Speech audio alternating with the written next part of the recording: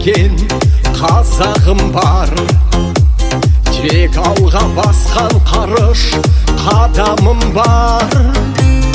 Азатшыл рухы асқақ мен қазақпын. Жер жүзі сүйсіне біл мазарын сал. Биыл тәуелсіздігімізге 30 жыл толады. Бұл қайта жаңғырған қазақ мемлекеттігінің ата-бабаларымыз аңсаған азаттықтың тұғырын нығайта түсетін маңызды белес.